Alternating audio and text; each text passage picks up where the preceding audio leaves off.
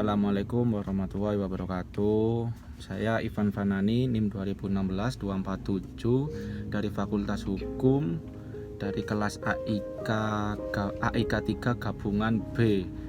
Di sini saya akan menjawab pertanyaan tentang mengenai kontribusi Muhammadiyah bagi bangsa Indonesia. Muhammadiyah yang didirikan pada 18 November 1912 kini telah berusia 110 tahun, jauh lebih tua dari usia Indonesia. Muhammadiyah menjadi organisasi keagamaan yang telah mengakar dalam sejarah bangsa. Muhammadiyah lahir karena situasi sosial masyarakat yang mengalami keterbelakangan kebudayaan. Saat itu kehidupan umat Islam tertinggi dan lemah secara ekonomi. Ditambah lagi bangsa Indonesia terjajah secara politik. Muhammadiyah memosisikan sebagai gerakan sosial keagamaan, kemasyarakatan, dan kebangsaan. Dia menolak politik praktis secara bertahap. Muhammadiyah bergerak memajukan ajaran Islam yang menyebar dari Yogyakarta ke seluruh Indonesia. Muhammadiyah mau menguatkan tatanan sosial dan pendidikan agar lebih maju. Dia juga berupaya menampilkan Islam bukan sekedar agama yang bersifat individual dan statis, tetapi dinamis serta berkedudukan sebagai sistem kehidupan manusia dan berbagai aspek. Misinya membersihkan Islam di Indonesia dipengaruhi dan kebiasaan non-Islam. Kiai Haji Ahmad Dahlan mengajak umat Islam menjalani hidup menurut tuntunan Al-Quran dan Hadis. Buku ini menjawab anggapan bahwa Muhammadiyah terkesan eksklusif akan tetapi sesungguhnya terbuka. Pemaparan tentang karakter dan perjalanan dengan lengkap sangat bermanfaat bagi semua yang hendak mempelajari dan memahami Muhammadiyah. Di antara sekian banyak kontribusi Muhammadiyah terhadap bangsa, yang paling menonjol adalah pendidikan. Kiai Haji Ahmad Dahlan meyakini dengan pendidikan masyarakat dapat bangkit untuk merealisasikan cita-cita. Dia merombak ruang tamu rumahnya menjadi ruang kelas. Dia mulai dengan 8 siswa, sistem pendidikannya sempat dianggap kafir karena menggunakan kursi dan meja. Tidak dimungkiri Muhammadiyah telah menjadi peletak dasar pendidikan Islam modern pada saat ini. Saat ini Muhammadiyah telah memiliki puluhan ribu lembaga pendidikan mulai dari dasar sampai perguruan tinggi tersebar di seluruh tanah air.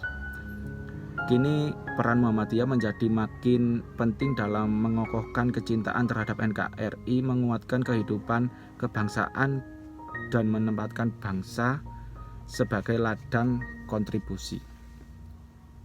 Selanjutnya nomor 2 akan menjelaskan teori tentang masuknya Islam Nusantara. 1. Ada teori Gujarat. Teori ini beranggapan bahwa agama dan kebudayaan Islam dibawa oleh para pedagang dari Gujarat, India yang berlayar melewati Selat Malaka. Teori ini menjelaskan bahwa kedatangan Islam ke Nusantara sekitar abad ke-13.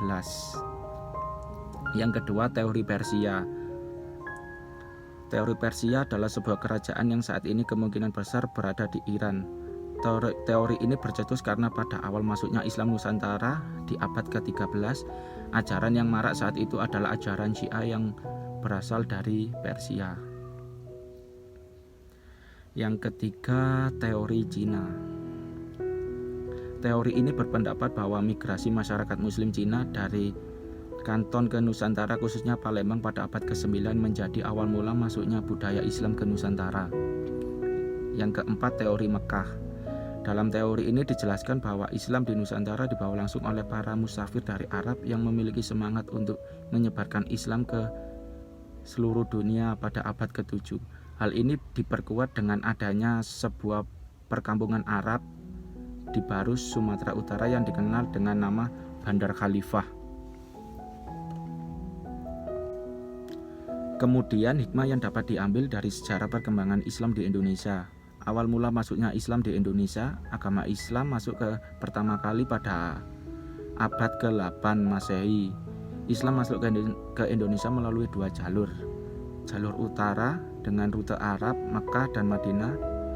jalur selatan dengan rute Arab, Makkah, dan Madinah.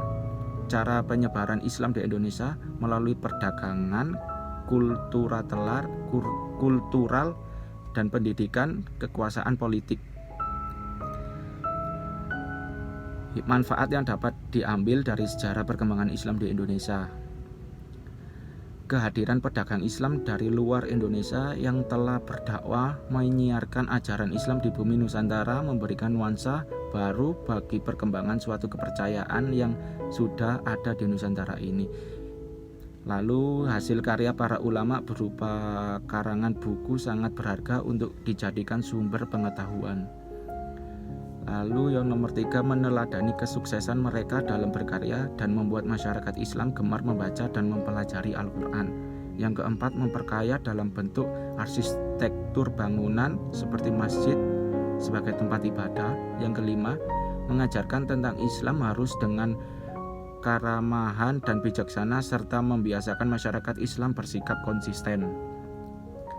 Yang keenam, memanfaatkan peninggalan sejarah baik berupa makam, masjid, dan peninggalan lainnya untuk dijadikan tempat ziarah demi mengingat perjuangan mereka. Sekian dari saya, apabila ada salah kata mohon maaf. Assalamualaikum warahmatullahi wabarakatuh.